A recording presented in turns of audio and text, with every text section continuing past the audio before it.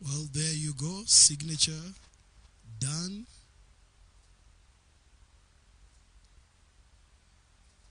Submit and successful. Let's appreciate Dr. Kalonzo Musyoka. Thank you very much, Your Excellency. Allow me now to invite DAP Party Leader, Honorable Eugene Wamalwa.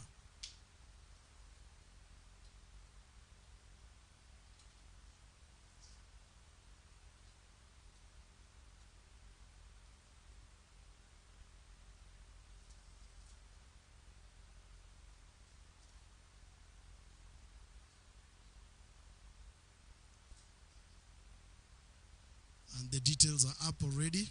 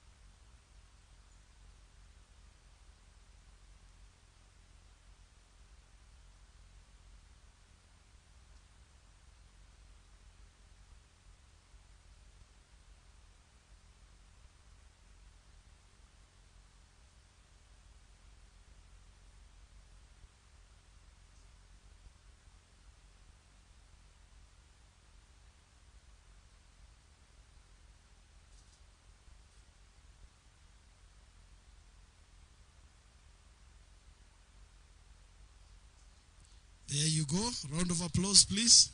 Successful.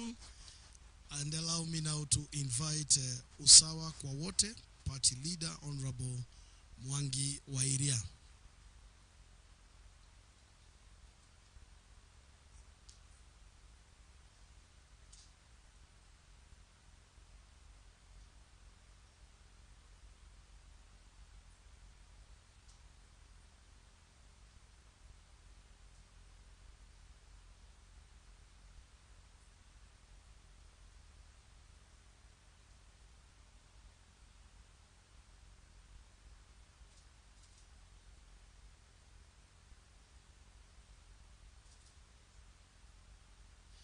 That was fast,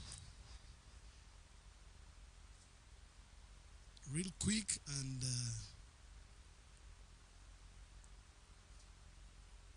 there you have it, successful. Round of applause, please. Asante sana mheshimiwa. We are right at the tail end of it.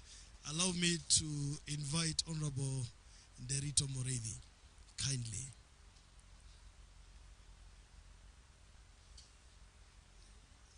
It is very much within, yes, definitely you're amongst the signatories.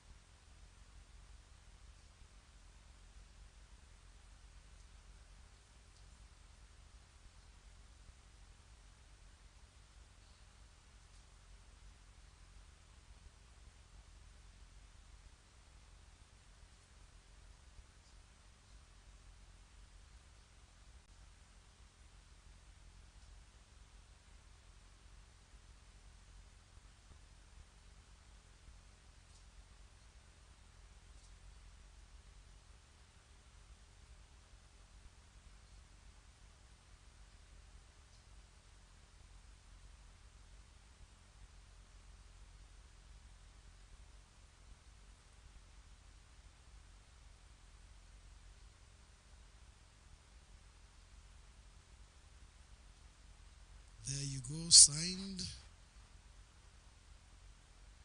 submitted, successful.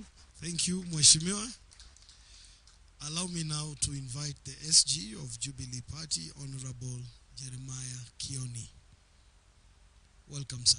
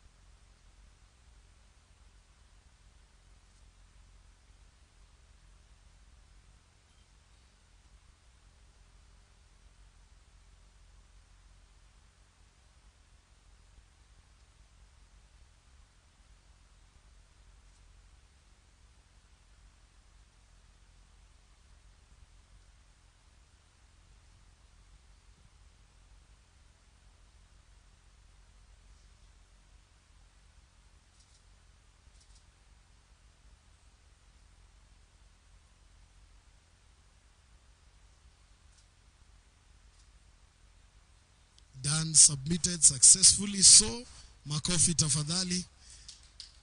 Thank you very much, Mheshimiwa. Last but not least, allow me to invite Honorable Wycliffe Ambetsa Oparanya to,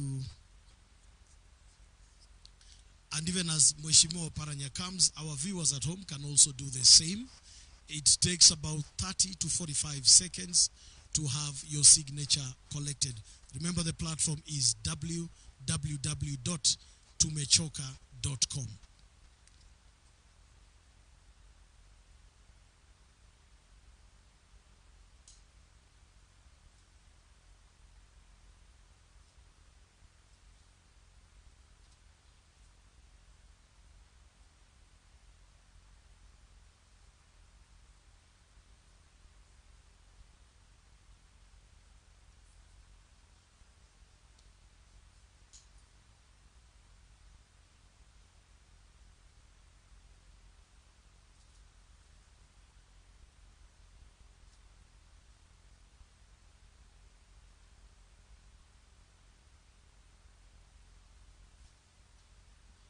Thank you, sir. Successfully submitted. Makofi tafadhali.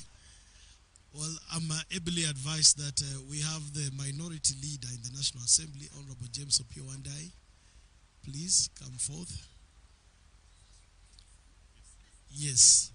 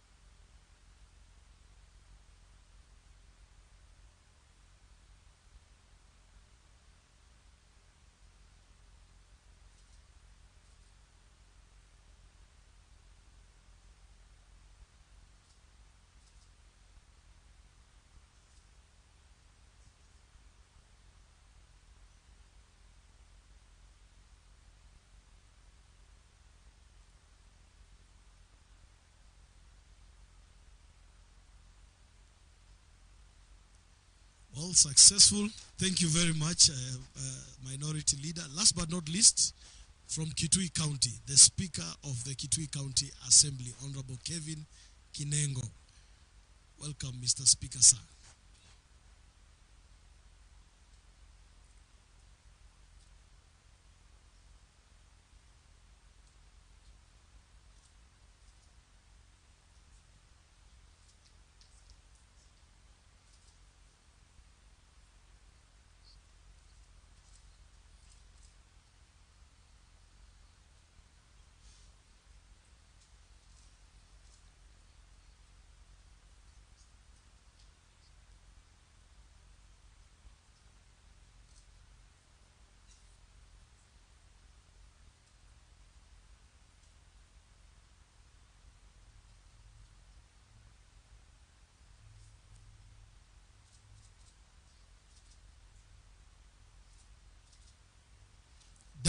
Makofi kwa speaker tafadhali.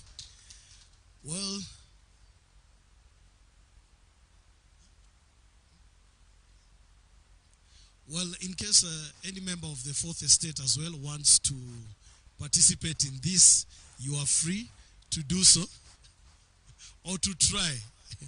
Yeah, seeing is believing.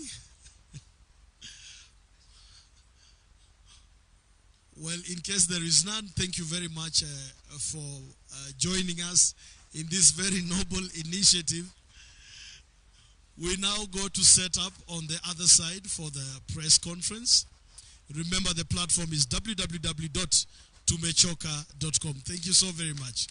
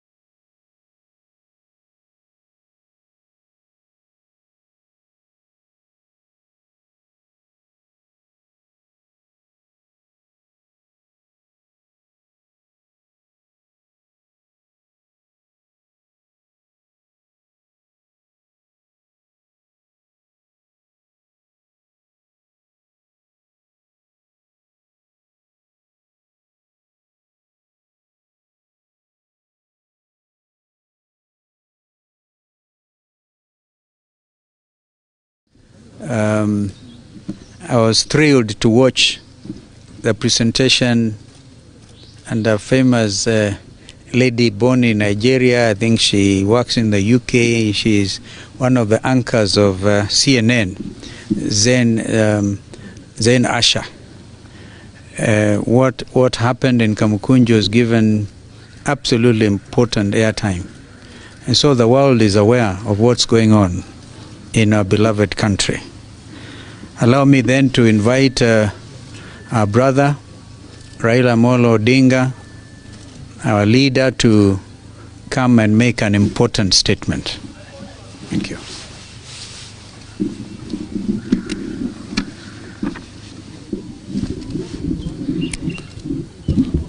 Ladies and gentlemen, this is a statement by Azimio la Umoja One Kenya coalition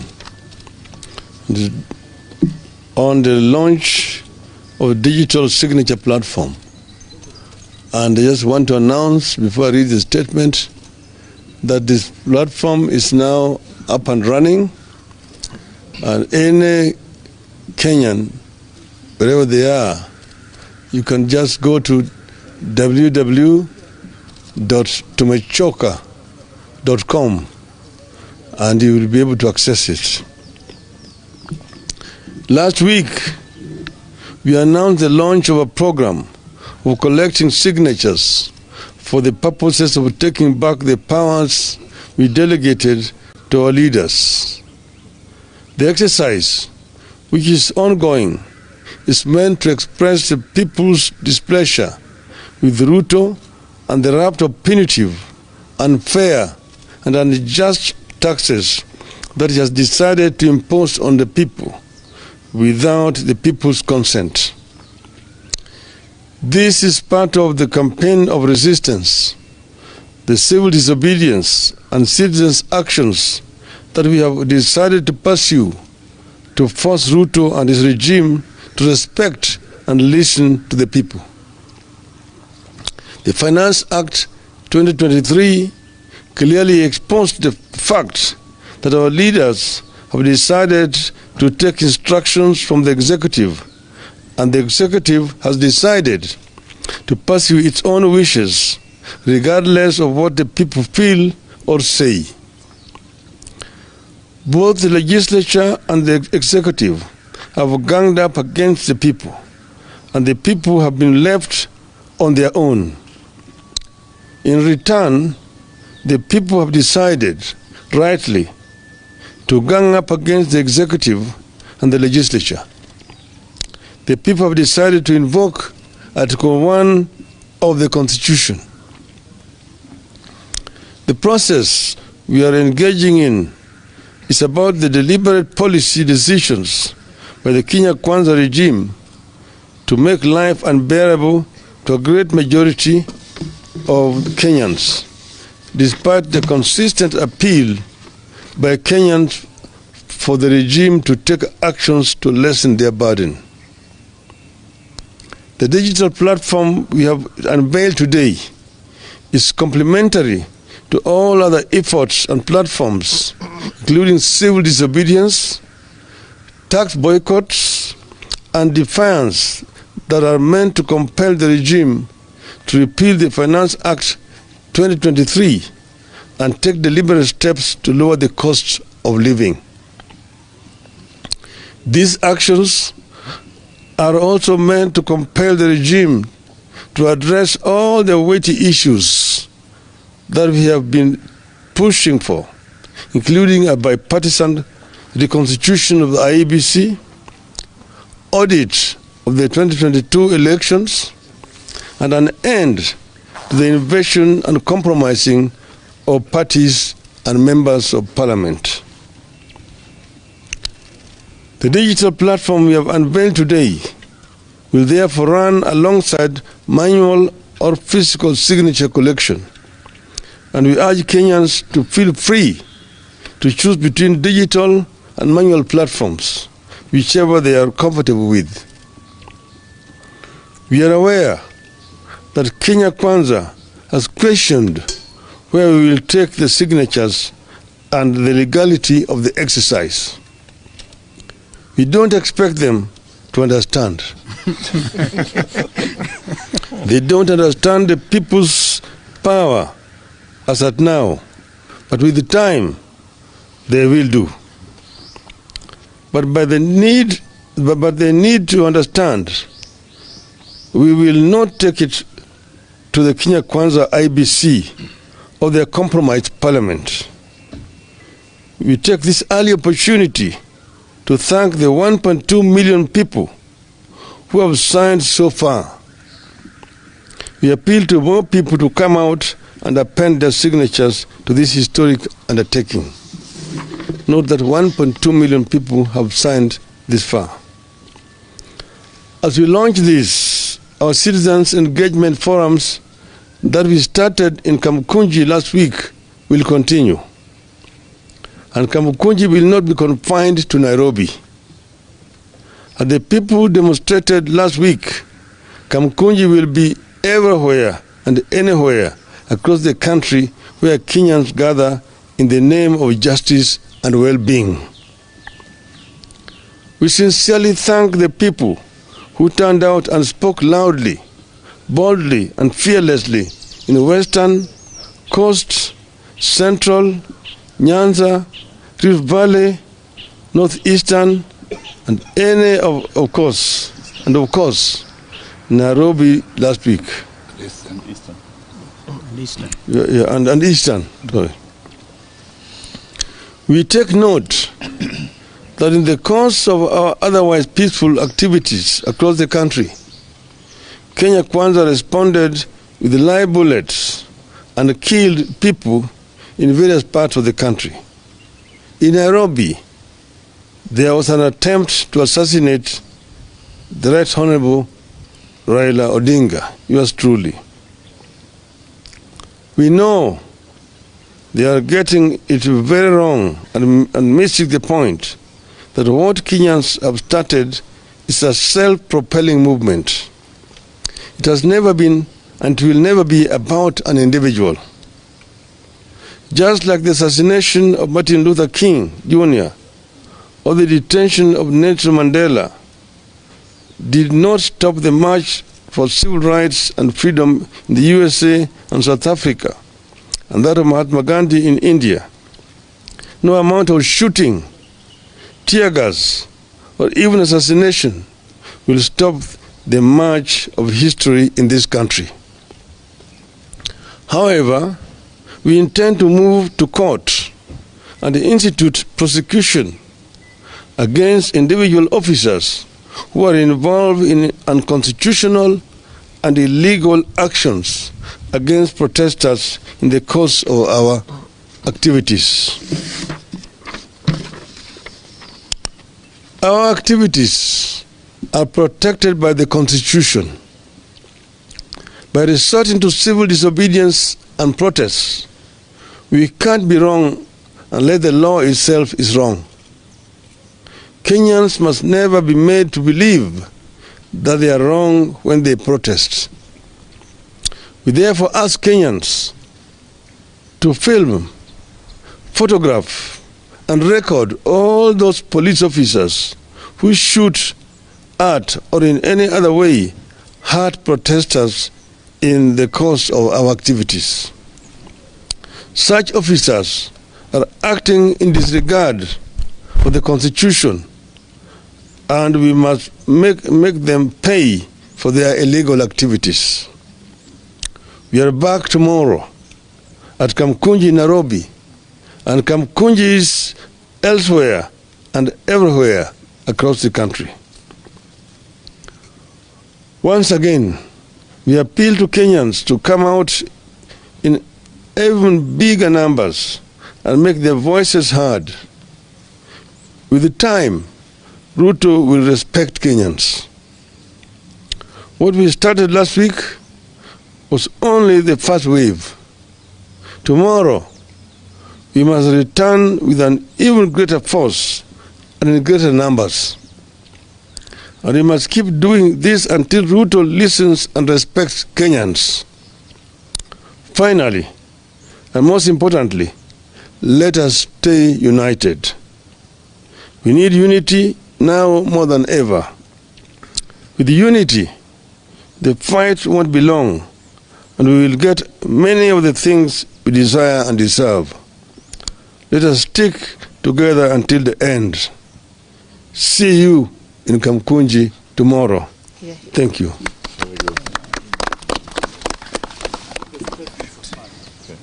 But there's a message. There's a message from this side. There's a message. There's a message. And talk about the question, then response. A message to William Ruto and his illegitimate regime.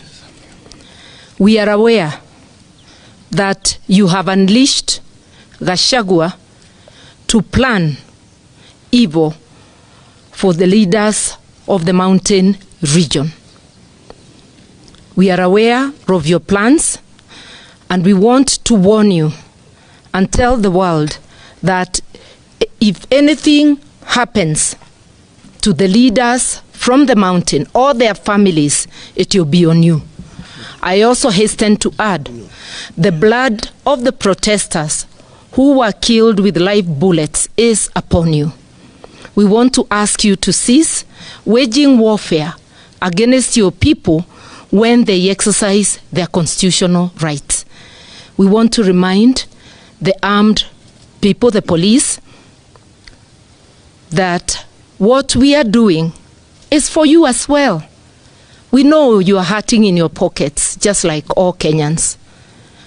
When we seek a better Kenya for all, it includes you. Avoid being used to wage war on the people. And remember, when you do that, as our leader has said, we will come for you, because we are going to prosecute those who contravene the law. Thank you. So I wanted to add, you've seen what has happened to Jubilee. The coup which has been orchestrated by Kenya Kwanza in Jubilee, attempting to take over the party, and then using political parties tribunal to justify what is a criminal act. As all of you know, since the reintroduction of multi-party politics in our country, 1992, any member of parliament who defects from his political party that sponsored him in parliament must resign or lose his seat and face a by-election. This is what these other members of parliament are trying to avoid, and now being criminally supported by the political parties tribunal to purport to be taking over a political party. And this move is not only aimed at Jubilee, it is aimed actually at crippling Azimio. That's where it must be interpreted. And we really just also want to warn political parties tribunal. You are going to be together in the line of those people who are anti-people, who are trying to undermine the democratic gains which have been obtained by the people of Kenya at a great cost. We are watching. Thank you. And I want to show them the papers. Perhaps in addition to that, this madness by Ruto with being obsessed of destroying Jubilee and by extension the party that may have more people from Mount Kenya started way back in 2020. And what our leader has said about the business tribunal being cautious in what they do is spot on. With me here, I have the judgment that will be delivered today at 2:30 this afternoon, already signed. And for the benefit of Kenyans, judgments signed are never available before they are delivered. This was delivered yesterday, and in fact, you can see the date of yesterday is on it, but it's being delivered. It was available yesterday, but being delivered today. This is appeal number 3, and it's telling the fact that those who are pushing a coup within Jubilee had already a judgment in their favor with them yesterday. you don't need to be told more of what is happening there. We also were aware of the judgment that was delivered yesterday. The result was delivered to us by Akina Kanini Kega through their tweets over the weekend. So it is clear that within the system, they are the ones in charge of that process, and they are the ones pushing for the collapse of Jubilee as one of the parties that is targeted within Azimio fraternity, and it is a clear indication of their desire to kill multi-partyism in this country. We have done a letter to the tribunal, which will be delivered today, complaining about the availability of their judgments, and especially those by the majority, because the minority judgments are not available ahead of the time. Where they are writing them, sasa imekuwa igine. Those people held meetings in bars to plan for the ouster of Jubilee. This group of tribunal members are also writing their judgments in bars, those in the majority. And that is why we are where we are. So I want to say that whatever it is that we do, we have hope that the High Court will deal with the matter. We will move to the next level. That is the High Court, and we have faith that the High Court, like it has demonstrated, will deliver better judgment on this matter than before. Kwa members wa Jubilee, chama ODM without Raila is not ODM. Kama chama si tu ati kwa sababu mtu amechukua bakuri ukibie naye watu watakufuata, utaenda na hiyo bakuri yako mwenyewe. We know what we are doing. We, the genuine leaders of Jubilee, will give the final direction when and as it becomes necessary. But for now, let us remain united within Azimio and pushing for this maandamano. Kesho mtokee, wale wameimba chama wawaone ya kwamba mnajielewa, nyinyi sio buffoons kama wale. Asanteni sana. Thank you. I think that's it. That's okay. Give them a chance to ask. Tomorrow, you need to emphasize that appeal. Emphasize Bismillah. Tomorrow, as you announced that there will be a return of process, taxi drivers are also taking, also protesting. Truck drivers are the same. Is it a coincidence or is it part of the... Oh my. You answered your own question. Well, I guess that question is being put to the wrong person. But, you know, there's always conspiracy of circumstances. You know, circumstances conspire when the subject itself is ripe. And that's what actually has happened, that this conspiracy of circumstances.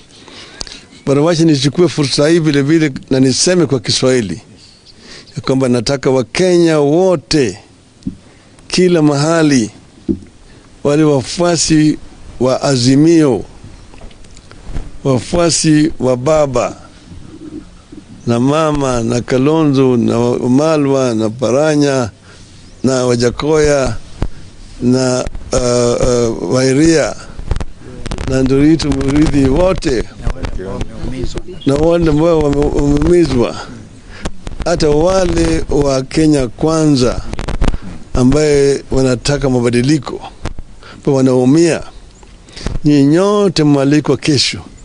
Nataka mjumuike kesho, muonyeshe ulimwengu mzima ya kwamba punda imechoka.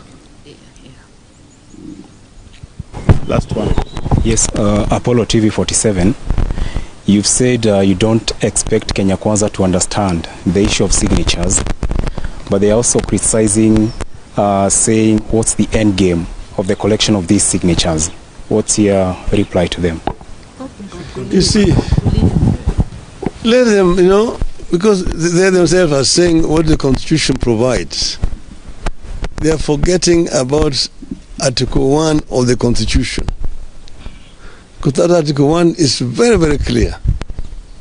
It says that the sovereignty in the Republic of Kenya is invested in the people of Kenya. They can exercise it directly or through delegated authority to those whom they have elected. Okay? So when they now go ahead and tell you what the Constitution provides as to how to change a government, that is under the delegated authority. But they don't look at that power being exercised directly by the people. It has not been done before. So then let me just wait and see. Let me wait and see where we are going to end. Thank you. Thank you.